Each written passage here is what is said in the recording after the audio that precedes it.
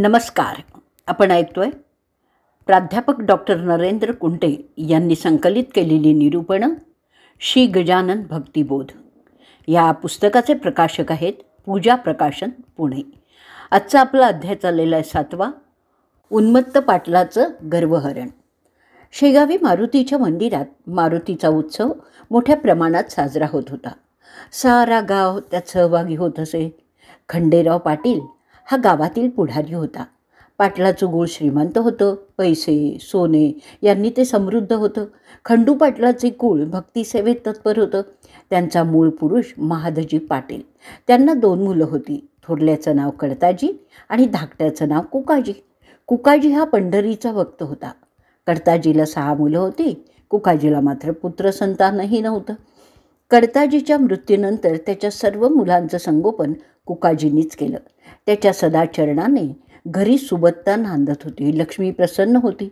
कुकाजीनंतर पाटीलकीचा कारभार खंडेरावाच्याकडे आला. तो अत्यंत करारी होता. पाटलाच्या घरी पैशाचा धूर निघत असल्याने सारेच पाटील बंधू उन्मत्त झालेले होते. सर्व बंधू तालीम करीत असत. त्यांना कुस्तीचाही शौक होता. विशेषतः हरी पाटील हा कुस्ती खेळत असे. गणपती, नारायण, मारुती आणि कृष्णाजी यासह हरी हा खंडू पाटलाचा 5 भावांचा एकत्र मेळा होता. मारुतीच्या उत्सवात मारुतीचे ऐवजी पाटलाचा जय जयकार होत असे, केला जात असे. प्रजा काय, ती नेहमी गरीबच असते. उन्मत्त सत्तेपुढे प्रजेचं काय चालणार? पाटील बंधूंमुळे गावात कटकटी मारामाऱ्या वाढलेल्याच होत्या. साधू संतांची टवाळी करायलाही पाटील बंधू मागे पुढे पाहत नसत. पाटील बंधूंनी देवळात येऊन श्रींची टवाळी सुरू केली.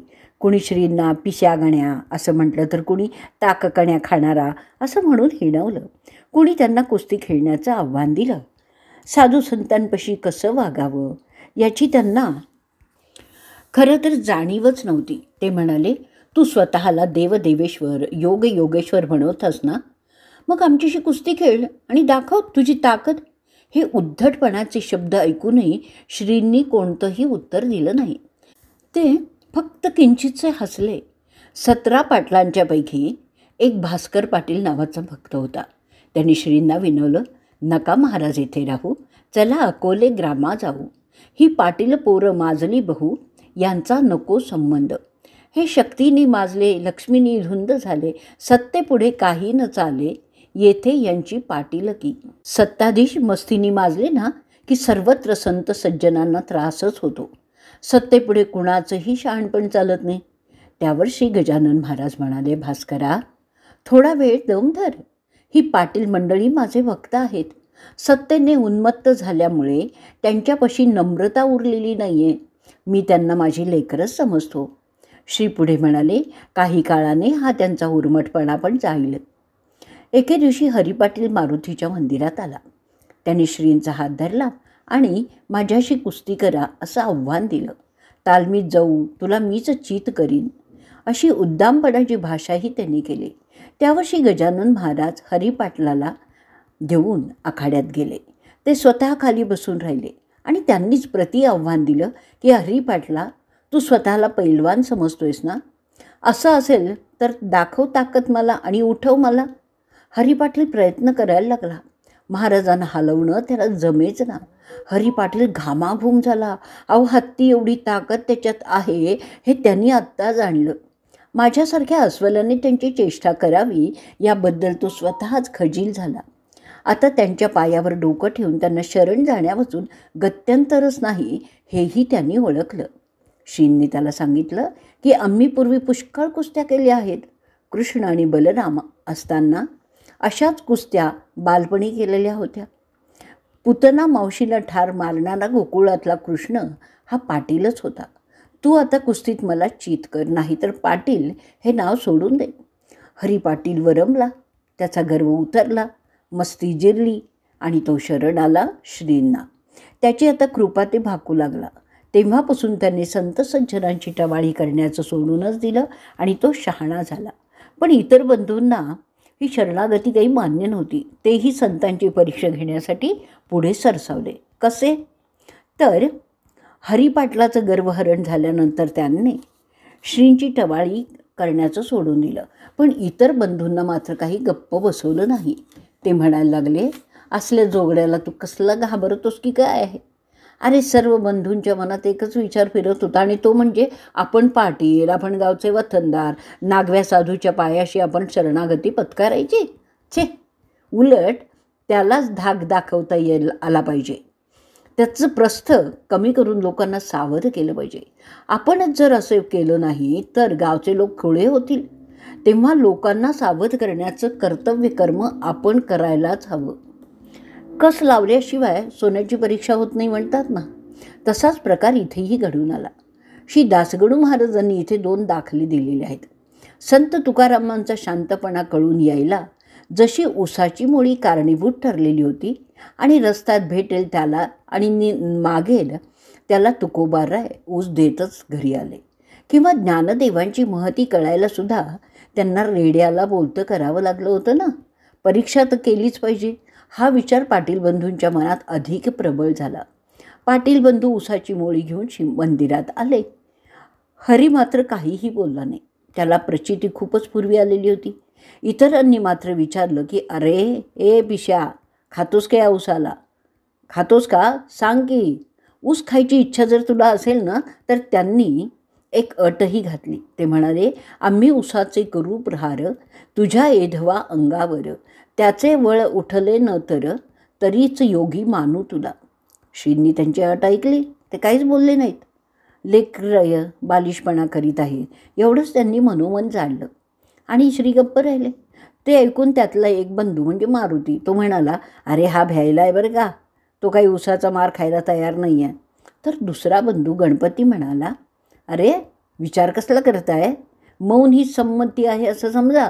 आणि उरल्या दोघा भावांना हा विचार पटला आणि त्यांनी हातात ऊस घेतला. पाठीवर मारण्यासाठी ते पुढे सरसावले. सारे लोक ही गोष्ट पाहायला लागले. ते पळायला लागले. भास्कर पाटील तेवढा जवळ होता. तो म्हणाला, अरे उसाने नका मारू त्यांना. पाटील कुळातले तुम्ही आहात. दयावंत असणं हा तुमचा कुळधर्म आहे. साधू पुरुषांना छळू नका. त्यांचे विषयी तुमच्या मनात आदर जर नसेल ना तर त्यांना हीन दीन लेखून त्यांची उपेक्षा करा आणि द्या सोडून त्यांना. वाघाची शिकार करणारे लोक कधी बंदूक घेऊन नाकतोड्यावर चाल करतात का? मारुतीने सुद्धा रावणाची लंका जाळली, गरिबांच्या झोपड्या जाळल्या नाहीत. पाटील बंधू काही ऐकेनात. ते परीक्षा घेण्यासाठी पुढे सरसावले.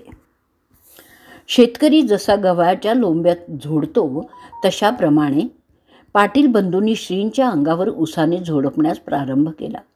श्री गजानन महाराज फक्त हसले. त्यांच्या पाठीवर एकही वळ उमटला नाही. ते योगी सत्पुरुषच होते, सिद्ध महंत होते.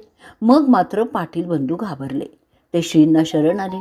शरणागतांना अभय देऊन त्यांच्यावर कृपा करणं हेच तर सत्पुरुषांचं कार्य आहे. श्री गजानन महाराज म्हणाले, मुलांनो, तुम्ही ऊस घेऊन मला मारलत. तुमच्या हाताला खूप त्रास झाला असेल ना रे. तुमचे श्रम कमी व्हावेत यासाठी मीच तुम्हाला ऊसाचा रस काढून देतो. मुलांना त्यांनी समोर बसवलं आणि हातानेच ऊस पिळून त्याचा रस काढला. हे पाहून सर्वांनाच त्यांची महती कळली. योग सामर्थ्याने त्यांनी हा चमत्कार करून दाखवला. राष्ट्र सशक्त करण्यासाठी योग सामर्थ्य प्राप्त करून घ्या असा उपदेश श्री दासगणूंनी या प्रसंगाचा निमित्त साधून मुलांना, तरुण पिढीला केलेला आहे. सर्व पाटील बंधू खजील झाले. त्यांनी श्रींना वंदन केलं आणि मग सर्व हकीकत खंडू पाटील यांना सांगितली. खंडू पाटील चकित झाला करा, पण त्याच्या वाणीत मार्दव नव्हतं. तो श्रींना अरे तुरे असं म्हणत असायचा. त्याच्यावरही श्रींनी कृपा केली. कशी? तर लोकोद्धार करणं हेच तर साधू संतांचं कार्य आहे. श्री गजानन महाराज यांनी उसाचा रस काढून तो सर्वांना दिला आणि पाटील बंधूंवर कृपा केली. तरीही खंडू पाटील मात्र तोंडाने फाटक्या शब्दांनीच बोलत असे. गण्या, गजा अशा शब्दांनीच तो श्रींच्या नावाचा उच्चार करीत असे. चरित्रकाराने इथे पाटील घराण्याला सांभाळून घेतला आहे. अरे तुरे बोलण्याचा अर्थ त्यांनी उत्कट प्रेमभाव असा लावलेला आहे, पण खंडू पाटलाला बोल लावलेला नाही आहे.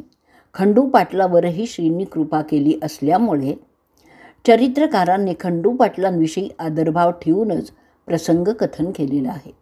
गावच्या रयतेला लेकरे समजून त्यांना अरे तुरे असं बोलण्याची पाटलांना सवय जडली असावी अशी पाठराखणीची भाषा त्यांनी केलेली आहे. खंडू पाटील जरी श्रींना गजा गड्या असं म्हणत होता तरी त्याच्या अंतःकरणात श्रींच्या विषयी अपार प्रेम होतं असं चरित्रकार सांगतात. नारळाची करवंटी खडबडीत जरी दिसली ना तरी आत खोबरं असतं असं सांगून चरित्रकाराने खंडू पाटलाची भलावण केलेली आहे. कुकाजी पाटील आता वृद्ध झाला होता. त्यांनी बोलता बोलता खंडू पाटलाला अंतरीची मनोव्यथा सांगितली. म्हणाला, तू श्रींच्या दर्शनाला जातोस खरा, ते साक्षात्कारी संत आहेत असंही तू सांगतोस. तुला पोरबाळ नाही आणि मी तर आता वृद्ध झालो आहे. नातवंडांचं गोड बोलणं मला ऐकावंसं वाटतं आहे. नातवाचे खेळ पाहावेसे वाटत आहेत. श्रींना तू पुत्रसंतानासाठी प्रार्थना कर, त्यांची कृपा मागून घे. खंडू पाटलाला कुकाजीची व्यथा जाणवली. त्यांनी श्रींना पुत्रसंतानासाठी विनवलं. तो म्हणाला, मी तुम्हाला शरण आलेलो आहे, एवढी भक्ताची आस पुरवावी. श्रींनी प्रथम त्याची कान उघाडणी केली आणि ते म्हणाले, तू सत्ताधीश आहेस, तू धनिक आहेस, तुला तिची घमेंडही आहे, मग त्याच बळाने पुत्रसंतान प्राप्त करून घे ना. आमच्याकडे कशाला विनंती करतोस? सत्ता आणि धन यांच्या मदाने तू मनोमन भरून राहिलेला आहेस, मग थेट ब्रह्मदेवालाच आज्ञा का करत नाही आहेस? त्यावर खंडू पाटलाला आपल्या बोलण्या वागण्यातला मदोन्नतपणा जाणवलेला आहे. तो श्रींना शरण आला. मोठ्या कळवळ्यांनी तो सांगायला लागला, पाण्यामुळे पिके येतात ही गोष्ट जरी खरी असली तरी जमिनीवर पाणी पाडणं हे फक्त ईश्वराच्या हातची गोष्ट आहे. पाणी पडलंच नाही तर दुष्काळ पडतो आणि जमिनी पाण्या वाचून कोरड्या पडतात. पाणी पाडणं हे मानवाच्या हाती नाही आहे. पाणी पडल्यावर शेतं पिकवणं ही गोष्ट मानवाच्या कर्तृत्वाची आहे. श्री मनोमन फक्त हसलेत. त्यांनी प्रार्थना जाणली आहे. तू मुलासाठी माझ्याकडे भीक मागितलीस, तुला मुलगा होईल, त्याचं नाव तू भिक्या ठेव, असं श्रींनी त्याला सांगितलं. कुकाजीलाही हे ऐकून अत्यंत आनंद झाला. श्रींचं वचन खरं झालं. खंडूची पत्नी गंगाबाई गरोदर झाली, तिला पुत्र झाला, त्याचं नाव भिकाजी ठेवलं. कुकाजींनी लोकांना गहू आणि गूळ दिला, पेढे बर्फी दिली, ब्राह्मणांना आम्ररसाचं भोजन दिलं. तेव्हापासून अजूनही शेगावात आम्ररस देण्याची ही प्रथा सुरू आहे. पाटलाच्या घरी आनंदी आनंदच झाला, पण गाव तिथे दुफळी असतेच. पाटलाची भरभराट पाहून देशमुखांना द्वेषबुद्धीने घेरलं. गावात दुफळी होती, एक फळी पाटलाची होती तर दुसरी फळी देशमुखांची होती. द्वेष आणि स्पर्धेशिवाय गावाला काय मजा आहे? लोकांनाही करमणुकीला अशी दुफळी लागतेच. पाटील आणि देशमुख यांच्यात प्रेम तर नव्हतंच, सदैव ते दोघेही एकमेकांचा घात करण्यासाठी टपलेलेच असायचे. चरित्रकारांनी एक इथे सुरेख दाखला दिलेला आहे. शास्त्री 2, मंत्री 2, शस्त्री 2, तंत्री 2, एकमेकांपुढे श्वान, येता गुरगुर रोकडी. अगदी हाच प्रकार पाटील आणि देशमुख यांच्यात होता. कुकाजी स्वर्गवासी झाले, खंडू पाटलाचं मन उद्विग्न झालं.